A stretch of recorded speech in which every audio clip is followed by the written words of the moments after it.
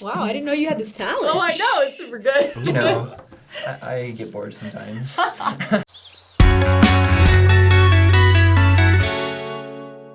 So, Sabrina, I saw a post that you put on Instagram the other day talking about a struggle you were having with anxiety, or just talking about that.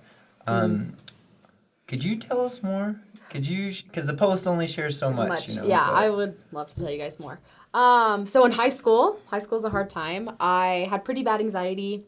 I couldn't take the ACT. I would like go in there and I would just get super sick. Oh, and it was like the worst because they tell you can't leave. So I just remember being like, Mom, like I can't take this test. And then I started like throwing up every single day. And a year went by and I was like, I'm still throwing up every day. Like, what are we supposed to do? So my mom had me go on medication. This was my junior year. And then I was on medication for 6 months, was able to take the ACT, did a lot better, and then I was like, okay, I'm good. Like, I don't need this medication anymore. I'm fine. Flash forward 4 years. I'm now a junior in college at BYU. And college is hard. So I started having, like, panic attacks all the time.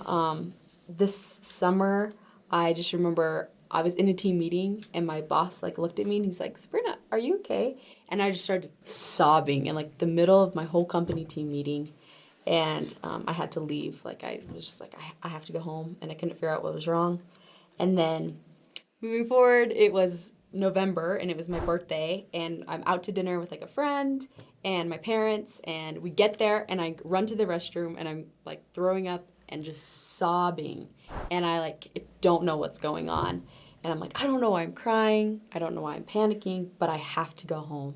So, like, I went home. And that happened. And then Thanksgiving, is a couple weeks later, I started throwing up. And it just, like, kept happening. And finally, we were getting into finals for BYU. And I had lost 17 pounds in a month from throwing up every day. And I couldn't study. I would go to the library and just, like, shake all the time, and was just every morning I would wake up and throw up and, like, couldn't leave my apartment for a couple of hours. And I didn't know what to do. And I remember there was one night I had a friend over, and I was just, like, sobbing. And I was like, what do I do? Like, I don't know what to do about this. And he just, like, told me, Heavenly Father cares so much about you and, like, about your worth, and in retrospect, like, he wants you to, like, ultimately be happy.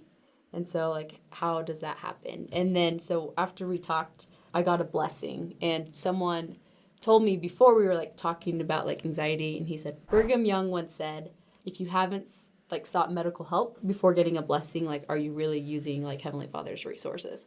And that just, like, hit me so hard, because I was like, no, I haven't been to the doctor. Like, I haven't done any of this. And moving forward, I finally went to the doctor, which was so hard for me to do. Like, so hard. You, like, most people, you just don't want to go on medication. You think, I can get over this. Like, this is fine. But you reach a point where it's not fine. So I went into my doctor, and he was like, yeah, you've lost 17 pounds. You're having panic attacks. You're throwing up. This is not okay. So I went on medication. And at first, it was the most miserable thing. I was at work, and I would have panic attacks, and I would have to leave work. I had no motivation to do anything. And I really didn't have motivation before either. I was, like, losing it because I was so stressed. And it was, like, just 2 weeks of just, like, sobbing and panic attacks. And school started again, and I had to run out of class to throw up because I was still so panicked. And then I met with my doctor again, and he put me on a second medication, which I was just like, okay, I have to be on 2 medications. And then one day I just, like, woke up, and I just felt like me again. It's, like, kind of hard to describe how, like, I don't know. I just realized for, like, the past couple of years, I had always been, like, panicked and stressed, and I, like, lost me. I don't know. Does that make sense? Yeah, no, it does. Yeah. So I just, like, remember waking up, and I was, I'm excited to go to school today, and I'm excited to go to work. And, like, Yeah, just like the normal things that you enjoy in life came back. And I knew that it was because of the medication. So I was so grateful for that. And another thing about anxiety is sometimes you think, oh, I can get over this. Like, I'm just going to be more positive. I just need to, like, I can get over this by Especially as myself. Latter-day Saints, I feel like, because we know we have the restored gospel, and I feel like I don't know, people who might have anxiety feel like, oh, well, I don't need to do all this other stuff because I have the gospel. Right. Like, I was reading my scriptures every day and attending the temple and just sobbing, like, on my knees, like, praying, like, please take this away. Mm-hmm. And I remember some of my friends gave me another blessing. I really needed blessings. And in it, it said, like, Heavenly Father wants you to know, like, this is not your fault. There's nothing that you're doing to, like, cause this anxiety. And He wants you to get better, but, like, you need to use your resources. So that, like, really hit me so hard because I think sometimes we think, like, this is in my control, but really it's not, like, in our control. Mm-hmm. And you can't think if I just try harder, it's going to get better because it's not your fault that it's happening. Right. Yeah. I remember one of my roommates was like, I didn't believe anxiety was, like, a thing until I saw you go through this whole process and, like, transform after medication. Because some people don't realize that it happens. Like, in that respect, what would you want for people who don't suffer with anxiety, what would you want them to know?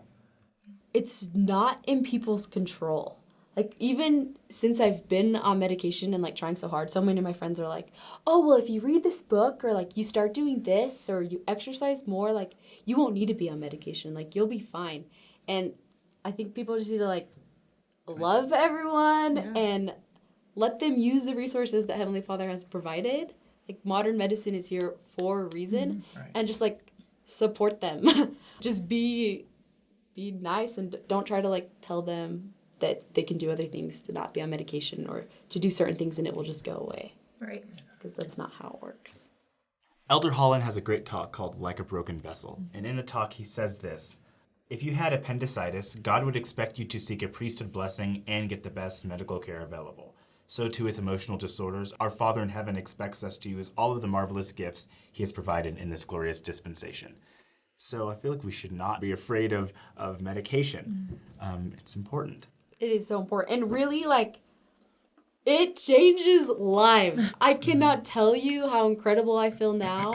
And I can just, like, tackle the world versus me a month ago. Literally in the library, leaving the library, sobbing 24/7, shaking, throwing up, like, not knowing why. And then just, like, this transformation that I know is from medication. And I'm happy that I have it. Like, That's awesome. It's great.